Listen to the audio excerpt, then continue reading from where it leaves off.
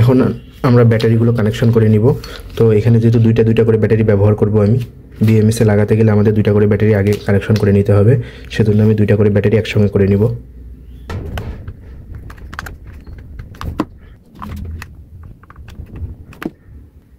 দুইটা battery positive positive negative negative একখানে, এটার ক্ষেত্রে পজিটিভ পজিটিভ নেগেটিভ নেগেটিভ এবং পজিটিভ পজিটিভ নেগেটিভ নেগেটিভ একখানে করে নিয়েছি সবগুলো, তিনটা ব্যাটারি।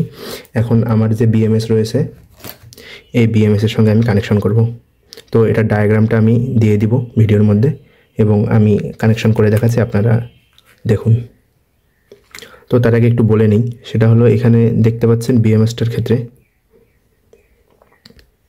এই বিএমএসটা কানেকশনের জন্য ব্যাটারিগুলো আমাদের প্যারালালে না করে শ্রেণীতে কানেক্ট করতে হবে। অর্থাৎ যখন আমরা তিনটা সেল কানেক্ট করব, এখানে তিনটা সেল যখন কানেক্ট করব তখন এইটা সেলের পজিটিভ, এটা সেলের নেগেটিভ, তারপর এটা সেলের নেগেটিভ, এটা সেলের পজিটিভ, এভাবে আমরা কানেকশন করব। এই যে উল্টা পাশে যদি আমি করি তাহলে দেখতে পাচ্ছেন এখানে কিন্তু প্রথমে 0 ভোল্ট, তারপর 3.7 ভোল্ট, অর্থাৎ এখানে প্রথম ব্যাটারির একটা প্রান্ত, তারপর এখানে দ্বিতীয় ব্যাটারি একটা প্রান্ত, তারপর তৃতীয় ব্যাটারি এখানে আরেকটা প্রান্ত, তারপর চতুর্থ যে লাইনটা থাকবে সেটা এখানে, তারপর আমাদের আউটপুট বের হবে এখান থেকে। ডায়াগ্রামটা দেখলে আশা করি আপনারা বুঝতে পারবেন। তো আমি এটা কানেকশন করি, আপনারা দেখতে থাকুন।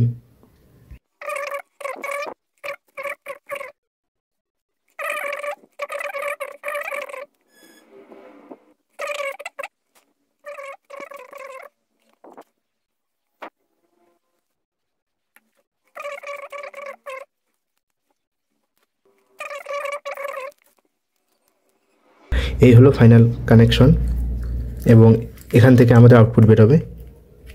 তো এখান থেকে সোল্ডারিং করে দুটি তার বের করে নিব।